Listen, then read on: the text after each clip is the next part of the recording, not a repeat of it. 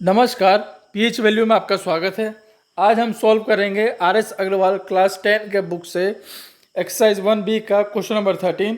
Find the least number of square tiles required to pave the ceiling of a room 15 metre 17 centimetre long and 9 metre 2 centimetre broad.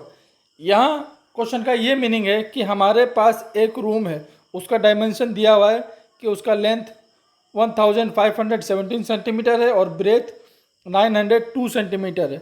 इस room में ये जो इस rectangle shape का हमारा room है, इस रेक्टेंगल शेप रूम में हमें छोटा छोटा स्क्वायर टाइल्स लगाना। इस तरीके से आप देख सकते हैं, मैंने ये समझाने के लिए छोटा छोटा टाइल्स बना दिया है। ये सब टाइल्स है छोटा छोटा। ये इस तरीके से आपको स्क्वायर टाइल्स सजाना है कि पूरा रूम कंप्लीट कवर्ड हो जाए और रेस्ट जो है कोई भी पार्ट नहीं बचे। तो इसको बनाने के लिए, इस क्वेश्चन को सॉल्व करने के लिए हम यहाँ पे HCF निकालेंगे। यहाँ लिखा हुआ है लीस्ट, लेकिन हम HCF निकालेंगे। तो HCF क्यों निकालेंगे और LCM क्यों नहीं निकालेंगे, इस पे मैंने एक वीडियो बनाई है, जो कि यहाँ पे आई बटन पे आप क्लिक करेंगे तो उस वीडियो को देख सकते हैं और ये आप जान पाएंगे कि किस क्वेश्चन में LCM निकालना है और किस क्वेश्चन में HCF निकालना है। यहाँ लिस्ट है, जनरली ऐसा होता है कि लिस्ट या स्मॉलेस्ट होता है तो सब यहाँ LCM निकाल देते हैं, लेकिन ऐसा नहीं होगा। यहाँ लिस्ट है, फिर भी यहाँ पे HCF निकलेगा। तो चलिए HCF निकालते हैं। अब आप HCF कोई भी मेथड से निकाल सकते हैं। यहाँ मैंने डिवीज़न मेथड से निकाला, आप देख सकते हैं। यहाँ मेरा HCF आया 41 सेंटीमीटर। ये जो HCF 41 सेंटीमीटर आया, ये उस स्क्वायर टाइल्स का डायमेंशन आया। इट मीन्स जो स्क्वायर टाइल्स हम लगाना चाहते हैं, उस स्क्वायर टाइल्स का डायमेंशन 41 सेंटीमीटर होगा। अब हमें क्या निकालना है? अब हमें निकालना है कि उस रेक्टेंगल शेप जो रूम है, उसमें कितनी नंबर ऑफ टाइल्स लगेगी। तो नंबर ऑफ टाइल्स निकालने के लिए हम उस रूम के एरिया में डिवाइड करेंगे ईच स्क्वायर टाइल्स के एरिया से। तो रूम जो हमारा है वो रेक्टेंगल शेप में, इसलिए उसका एरिया होगा लेंथ इंटू ब्रेथ। लेंथ है 1517 और ब्रेथ है 902, इसलिए 1517 इंटू 902 हुआ। और स्क्वायर टाइल्स स्क्वायर शेप में है, इसलिए उसका डायमेंशन होगा साइड स्क्वायर। तो इसका एरिया हो जाएगा 41 इंटू 41। इसमें जब हम डिवाइड करेंगे तो हमारा नंबर ऑफ टाइल्स आएगा 814। इट मीन्स 814 टाइल्स से हम उस रूम को कंप्लीटली कवर्ड कर सकते हैं, कंप्लीटली पेव्ड कर सकते हैं, जिससे कि वो उस रूम में कोई भी रेस्ट स्पेस नहीं बचेगा। और ईच स्क्वायर टाइल्स का डायमेंशन जो होगा वो 41 सेंटीमीटर होगा। अब आप देख सकते हैं, ये हमारा रूम था और इस रूम में हमने ये स्क्वायर टाइल्स लगाई हैं। ये जो सारी आप देख रहे हैं अलग अलग कलर की, red, yellow, green, blue, purple, orange, ये सब हमारी टाइल्स है। अलग अलग कलर की मैंने बना दी है, जिसे आप अच्छे से समझेंगे। कोई भी एक टाइल्स आप ले लीजिए। ये जो टाइल्स है येलो कलर की, इसका डायमेंशन होगा 41 इंटू 41। ये 41 सेंटीमीटर लेंथ में होगी और 41 सेंटीमीटर ब्रॉड होगी, क्योंकि ये स्क्वायर टाइल्स है। और अगर जब आप इसको काउंटिंग करेंगे तो ये 1 2 3 4 5 6, इस तरह टोटल नंबर ऑफ टाइल्स आपकी निकलेगी 814। अब क्वेश्चन नंबर 14 है, 3 measuring rods are 64 centimetre, 80 centimetre and 96 centimetre in length. Find the least length of cloth that can be measure and exact number of times using any of the rods. 3 rods हमारे पास है, जिसका कि तीनों का length अलग अलग है। इस क्वेश्चन को समझाने के लिए मैंने तीनों रोड्स अलग अलग कलर में ले ली है। जो 64 सेंटीमीटर वाली रोड है वो येलो कलर में ले लेते हैं, जो 80 सेंटीमीटर वाली रोड है उसको रेड कलर में ले लेते हैं, और जो 96 सेंटीमीटर वाली रोड है उसे पर्पल कलर में ले लेते हैं। इन तीनों रोड से हमको एक क्लॉथ को मेज़र करना है, एक ऐसे क्लॉथ को मेज़र करना है जिसको कि हम एग्जैक्ट नंबर ऑफ टाइम में मेज़र कर सकें। ये जो ग्रीन कलर का आप देख रहे हैं, ये मैंने उस क्लॉथ को माना है कि वो क्लॉथ है। इस ग्रीन कलर के क्लॉथ को हमको इस तीनों रोड से मेज़र करना है एग्जैक्ट नंबर ऑफ टाइम्स में। ये आपको ध्यान देना है, एग्जैक्ट नंबर ऑफ टाइम्स। ऐसा नहीं है कि जब हम येलो वाली रोड से जब हम मेज़र करें इसे, तो 1 2 3 4 5 और कुछ बच जाए। जब हम रेड वाले रॉड से मेज़र करें तो ये 1 और 2 और फिर कुछ बच जाए। पर्पल कलर वाली से मेज़र करें तो इसमें 1 और कुछ बच जाए। ऐसा नहीं होना चाहिए कि 4, 4.5, 5, 5.5, ऐसा नहीं। एग्जैक्ट नंबर ऑफ टाइम में इस तीनों रॉड से इस क्लॉथ को मेज़र करना है। तो इसके लिए हम क्या करेंगे, इसके लिए सबसे पहले इस तीनों रॉड्स का जो डायमेंशन है, जो लेंथ दिया हुआ है, उसका हमें एलसीएम निकालना है। तो यहाँ एलसीएम मैंने निकाला है, रेड वाला बॉक्स में देख सकते हैं। ये जो एलसीएम आएगा, ये एलसीएम आएगा हमारा 960 सेंटीमीटर। इसका मतलब वो जो क्लॉथ है, वो जो ग्रीन कलर का क्लॉथ मैंने यहाँ बनाया है, इस क्लॉथ का लेंथ आया 960 सेंटीमीटर। ये 960 सेंटीमीटर वाले क्लॉथ को हम इस तीनों रॉड से कंप्लीटली मेजर कर सकते हैं। अगर आप इसको देखना चाहेंगे कि कितना बार में हमने इसको मेज़र किया, तो सबको आपको सेपरेटली निकालना होगा। जैसे अगर हम येलो वाली रॉड से इस क्लॉथ को मेज़र करना चाहेंगे तो कितना बार में किया, तो इसमें आप जब डिवाइड करेंगे 960 में 64 से, तो ये आएगा 15। इट मीन्स 15 बार में येलो वाली रॉड से हम नए जो क्लॉथ है उसको कम्प्लीटली मेज़र कर सकते हैं। इसी तरह रेड वाली जो रॉड है 80 सेंटीमीटर वाली, इससे हम 12 बार में उस क्लॉथ को कम्प्लीटली मेज़र कर सकते हैं। और पर्पल वाली जो रॉड है 96 सेंटीमीटर, इससे हम 10 बार में उस क्लॉथ को completely exact number of times में मेज़र कर सकते हैं।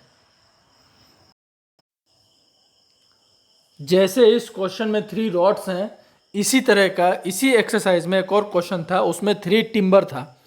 तो उस क्वेश्चन में क्या था कि उसमें 3 टिम्बर्स को डिवाइड करना था, लेकिन इसमें ये नहीं है। इसमें इन रॉड्स को डिवाइड नहीं करना, उसमें उस टिम्बर को ऐसे डिवाइड कर देना था जिससे कि वो इक्वल पार्ट्स में आ जाए। लेकिन यहाँ नहीं, यहाँ ये नहीं करना, यहाँ इन रॉड से एक नए क्लॉथ को मेजर करना है। इसलिए इसमें हमने एलसीएम लगाया। और वो जो लास्ट क्वेश्चन था जिसमें कि 3 टिम्बर वाला था, उसमें हमने एचसीएफ निकाला था। उस क्वेश्चन को अगर आप देखना चाहते हैं तो ऊपर में आई बटन को अगर क्लिक करेंगे तो वो वाला वीडियो भी आप देख सकते हैं। अब क्वेश्चन नंबर 25 है, an electronic device makes a beep after every 60 second, another device makes a beep after 62 seconds. They beep together at AM. At what time will they beep together at the earliest? अब जो है हमारे पास 2 device है। इस question में 2 device है। यहाँ मैंने समझने के लिए एक डिवाइस को येलो कलर से कर दिया है और दूसरे डिवाइस को रेड कलर से कर दिया है। अब डिवाइस आपको जो मानना है, पहला वाला डिवाइस को मोबाइल मान सकते हैं, दूसरा वाला डिवाइस को रेडियो मान सकते हैं, पहला वाला को टीवी मान सकते हैं, दूसरा वाले को लैपटॉप मान सकते हैं, कुछ भी आप मान सकते हैं। 2 डिवाइस हमारे पास है और दोनों डिवाइस बीप करता है। पहला डिवाइस बीप करता है आफ्टर 60 सेकंड, मतलब अभी किया तो अभी से 60 सेकंड बाद बीप करेगा, फिर 60 सेकंड बाद भी बीप करेगा। इसी तरह ये रेगुलर इंटरवल पे 60 सेकंड के रेगुलर इंटरवल पे बीप करता रहेगा। और जो दूसरा डिवाइस है ये 62 सेकंड के रेगुलर इंटरवल पे ये भी बीप करता रहेगा। अब हमें पता ये लगाना है कि ऐसा कौन सा टाइम आएगा जब ये दोनों डिवाइस एक ही साथ एक ही समय पे बीप करेगा, आगे पीछे नहीं। जैसे अभी जो डिवाइस 2 है वो 2 सेकंड बाद बीप कर रहा है, लेकिन हमें ये टाइम निकालना है कि दोनों डिवाइस एक ही समय कब बीप करेगा। जैसे हमको टाइम दे दिया है कि अभी 10 बजे ये दोनों डिवाइस एक साथ बीप किया है, और 10 बजे के बाद जैसे ही 60 सेकंड होगा पहला वाला डिवाइस बीप कर देगा, लेकिन दूसरा डिवाइस 2 सेकंड के बाद बीप करेगा। तो 10 बजे के बाद ये जो टाइम हमें दिया है 10 बजे, इसके बाद बताना है कि इसके बाद वो कौन सा टाइम आएगा जब ये दोनों डिवाइस फिर एक साथ बीप करेगा।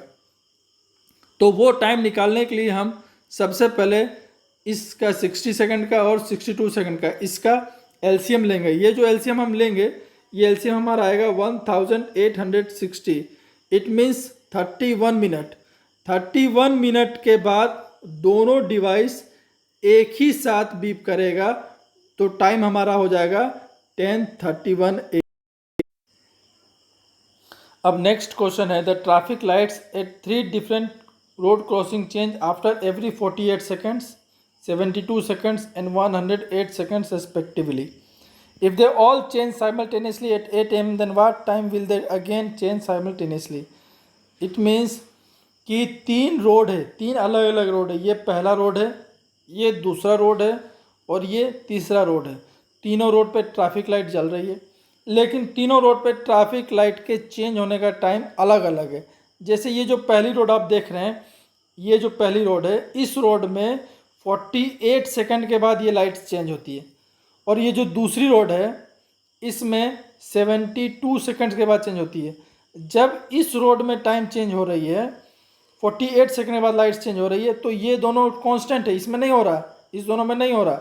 लेकिन जब फिर इसमें हो रहा है, ये चेंज हो रही है 72 सेकंड्स के बाद, तो बाकी ये दोनों नहीं हो रही है। फिर ये जो तीसरी रोड है ये वाली, इसमें जब लाइट्स चेंज हो रही है 108 सेकंड्स के बाद, तो इस दोनों में नहीं हो रही है। तो हमें ये पता लगाना है कि वो कौन सा टाइम होगा जब ये तीनों लाइट्स एक ही साथ एक ही समय पर चेंज हो। जैसे अभी टाइम दे दिया है कि अभी 8 AM पर ये तीनों लाइट एक ही साथ चेंज हुई है। अब वो कौन सा टाइम होगा जो ये तीनों लाइट्स एक ही समय में चेंज हो, वो टाइम हमें निकालना है। तो वो टाइम निकालने के लिए हमें एलसीएम लेना होगा 48, 72 और 108 का। ये एलसीएम आएगा 432। इट मीन्स 432 सेकंड के बाद ये तीनों लाइट एक ही समय पे चेंज होगी।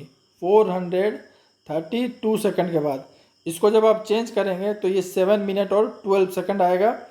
वो जो टाइम आएगा नया 8 AM के बाद, वो टाइम होगा 8 आवर 7 मिनट्स और 12 सेकंड्स।